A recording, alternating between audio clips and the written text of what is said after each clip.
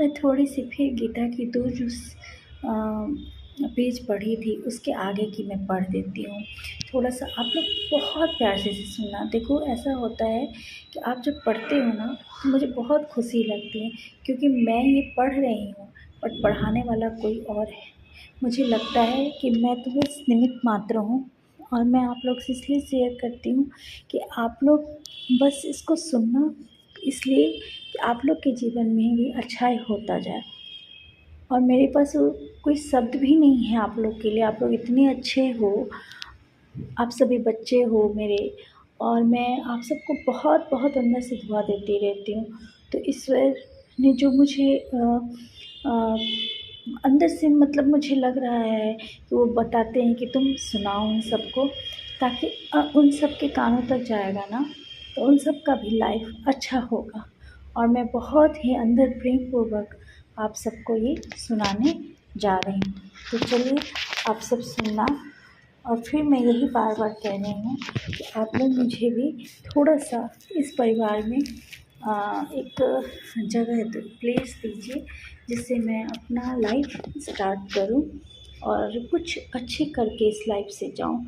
तो आप लोग थोड़ा सा इसको शेयर कर दो, लाइक कर दो, और थोड़ा सा सब्सक्राइब भी कर दो। बस आप सबकी यही चीज़ मुझे आगे लेके जाएगी, और मुझे यही लगता है कि आप सब मुझे बहुत बहुत अंदर से ही प्यार करते हो। चलो बच्चों, मैं थोड़ा सा कुछ आपको फिर आगे का जो था ना वो लाइन में सुनाती हूँ। तो चलो आप लोग सुनो, ठीक है। संजय 5। दुष्टा तु पांडवा निकम व्यूढ़ं दुर्योधनस्तदा आचार्य मुप संगमय राजा वचनमब्रवीत। कहते हैं कि आचार्य संजय ने कहा, हे राजन, पांडुपुत्रों द्वारा सेना की व्यूह रचना देखकर राजा दुर्योधन अपने गुरु के पास गया और उसने ये शब्द कहे। तात्पर्य, धृतराष्ट्र जन्म से अंधा था, दुर्भाग्यवश वह अत्यधिक दृष्टि से भी वंचित था। वह यह भी जानता था कि उसके समान उसके पुत्र भी धर्म के मामले में अंधे हैं, और उसे विश्वास था कि वे पांडवों के साथ कभी भी समझौता नहीं कर पाएंगे, क्योंकि पांचों पांडव जन्म से ही पवित्र थे। फिर भी उसे तीर्थ स्थान के प्रभाव के विषय में संदेह था। इसीलिए संजय युद्ध भूमि की स्थिति के विषय में उसके प्रश्न के मंतव्य को समझ गया। अतः वह निराश राजा को प्रोत्साहित करना चाह रहा था। उसने उसे विश्वास दिलाया कि उसके पुत्र पवित्र स्थान के प्रभाव में आकर किसी प्रकार का समझौता करने नहीं जा रहे हैं।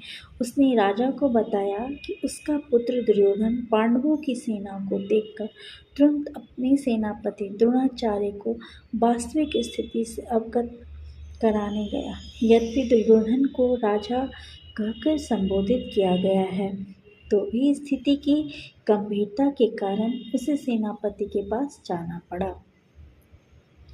अतएव दुर्योधन राजनीतिज्ञ बनने के लिए सर्वथा उपयुक्त था, किंतु जब उसने पांडवों की व्यूह रचना देखी तो उसका यह कूटनीतिक व्यवहार उसके भय को छिपा न पाया।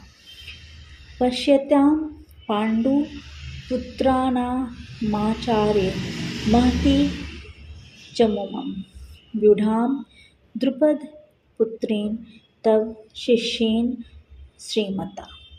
हे आचार्य, पांडुपुत्रों की विशाल सेना को देखें, जिसे आपके बुद्धिमान शिष्य द्रुपद के पुत्र ने इतने कौशल से व्यवस्थित किया है।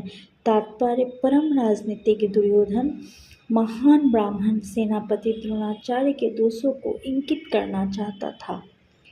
अर्जुन की पत्नी द्रौपदी के पिता राजा द्रुपद के साथ द्रोणाचार्य का कुछ राजनीतिक झगड़ा था। उस झगड़े के फलस्वरूप द्रुपद ने एक महान यज्ञ संपन्न किया।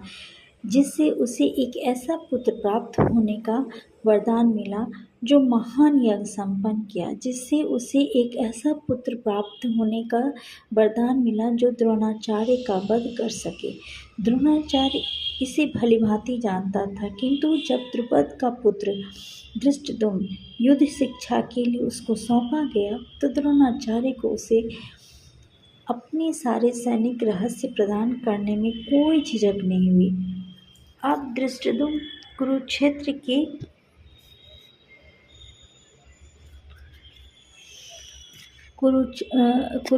की युद्ध भूमि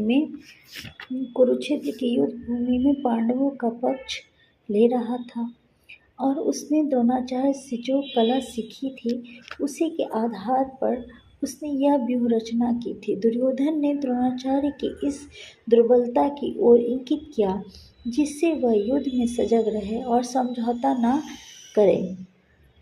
इसके द्वारा वह द्रोणाचार्य को यह भी बताना चाह रहा था कि कहाँ वह अपने प्रिय शिष्य पांडवों के प्रति युद्ध में उदारता न दिखा बैठे। विशेष रूप से अर्जुन उसका अत्यंत प्रिय एवं तेजस्वी शिष्य था। दुर्योधन ने यह भी चेतावनी दी थी कि युद्ध में इस प्रकार की उदारता से हार हो सकती है।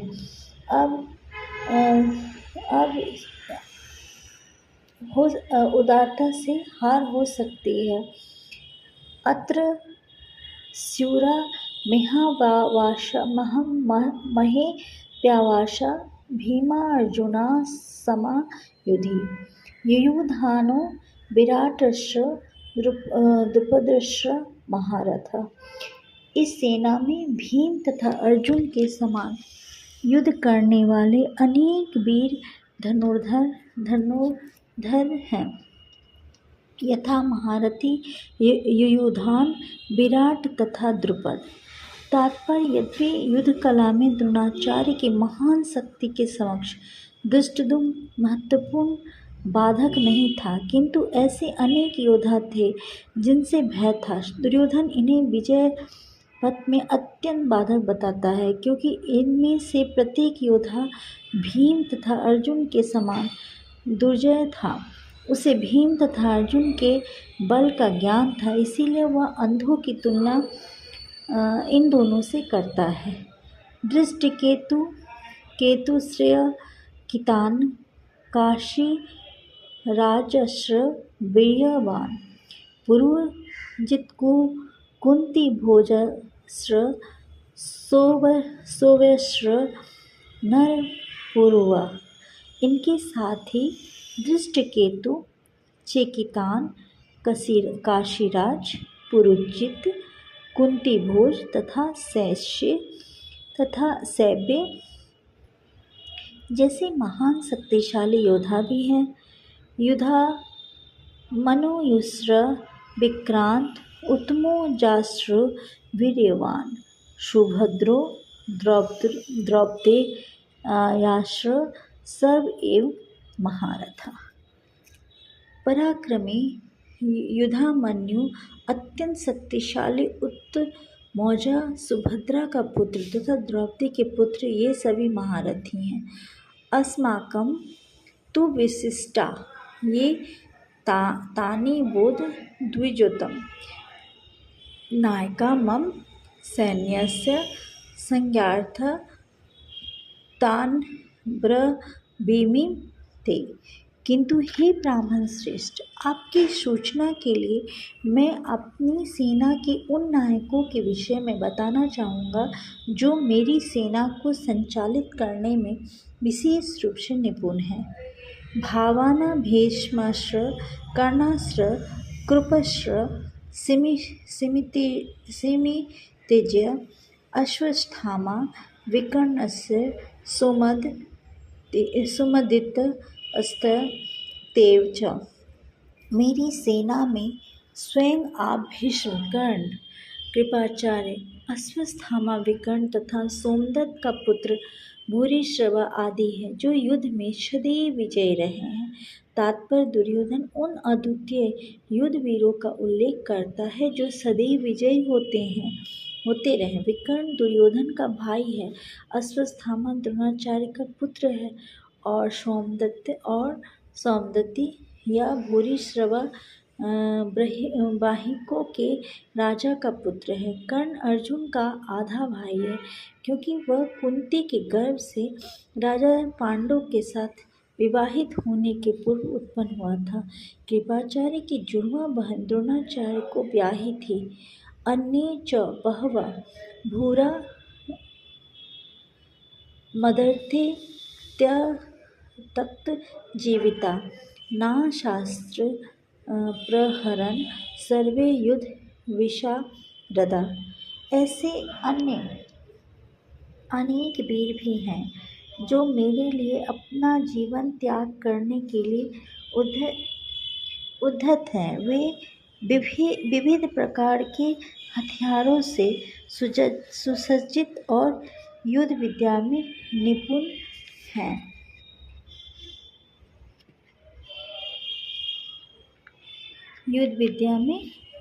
हैं। तात्पर्य जहाँ तक अन्यों का यथा जयद्रथ, कृतवर्मा तथा शाल्य का संबंध है, वे सब दुर्योधन के लिए अपने प्राणों की आहुति देने के लिए तैयार रहते थे। दूसरे शब्दों में यह पूर्व निश्चित है कि वे अब पापी दुर्योधन के दल में सम्मिलित होने के कारण कुरुक्षेत्र के युद्ध में मारे जाएंगे। निसंदेह अपने मित्रों की संयुक्त शक्ति के कारण दुर्योधन अपनी विजय के प्रति आश्वस्त था। अपर्याप्त तदस्माकं बलं भीष्माभिरक्षितं पर्याप्तं त्विदमेतेषां बलं भीमाभिरक्षितं। हमारी शक्ति अपरिमेय है और हम सब पितामह द्वारा भली भांति संरक्षित हैं, जबकि पांडवों की शक्ति भीम द्वारा भली भांति संरक्षित होकर भी सीमित है। तात्पर्य यहाँ पर दुर्योधन से तुलनात्मक शक्ति का अनुमान प्रस्तुत किया है। वह सोचता है कि अत्यंत अनुभवी सेना नायक भीष्म पितामह के द्वारा विशेष रूप से संरक्षित होने के कारण उसकी सशस्त्र सेनाओं की शक्ति अपरिमेय है। दूसरी ओर पांडवों की सेनाएं सीमित है, क्योंकि उनकी सुरक्षा एक कम अनुभवी नायक भीम द्वारा की जा रही है, जो भीष्म की तुलना में नगण्य है। दुर्योधन सदैव भीम से ईर्ष्या करता था, क्योंकि वह जानता था कि यदि उसकी मृत्यु कभी हुई तो वह भीम के द्वारा ही होगी, किंतु साथ ही उसे दृढ़ विश्वास था कि भीष्म की उपस्थिति में उसकी विजय निश्चित है। भीष्म की उपस्थिति में उसकी विजय निश्चित है, क्योंकि भीष्म कहाँ अधिक उत्कृष्ट सेनापति हैं, वह युद्ध में विजयी होगा, यह उसका दृढ़ निश्चय था। अयनेषु च सर्वेषु यथा भागमावस्थिता भीष्म सेवाभिर्यच्छन्तु भवन्तः सर्व एहि। अतएव सैन्य व्यूह में अपने अपने मोर्चों पर खड़े रहकर आप सभी भीष्म पितामह को पूरी सहायता दें। तो ठीक है, मैं आज दो या तीन पेज पढ़ चुकी हूँ, और मुझसे अगर कोई गलती हो गई हो पढ़ने में तो मुझे माफ़ करना। मैं ईश्वर से पहले माफ़ी मांगती हूँ कि मैं तो इस शास्त्र को हाथ में ली हूँ, लेकिन इस शास्त्र में जो भी गलती मुझसे हो रही है बोलने में, मुझे माफ़ कर देना, क्योंकि मैं भी आप ही की बच्ची हूँ। पर मुझे कोशिश किया मैंने कि इन सभी परिवार को मैं सुनाने की, और अगर मुझसे कोई फिर गलती हुई तो आप लोग मुझे माफ़ कर देना। और बस एक छोटी सी रिक्वेस्ट है, आपका प्यार और साथ हमेशा बना रहे, और आप सब प्लीज़ मुझे सब्सक्राइब करना शुरू करो ना, क्योंकि आपके परिवार के मेंबर बन गई हूँ, और अच्छे से बन जाऊँ। और लाइक भी कर देना प्लीज़ शेयर भी कर देना, लाइक शेयर सब्सक्राइब कर देना, ताकि आपकी ये बहन, या आपके जो भी आप इसमें दोस्त मानते हो, और मैं आप सबको बच्चों की तरह मैं मानती हूँ। एक माँ की तरह मैं आप सबको अपने बच्चों की तरह मैं आप सबके साथ व्यवहार करती हूँ। तो मैं चलिए फिर विदा लेती हूँ। ज़्यादा कुछ नहीं, आप सबसे मेरा प्यार और साथ ऐसे ही बना रहे। चलिए मैं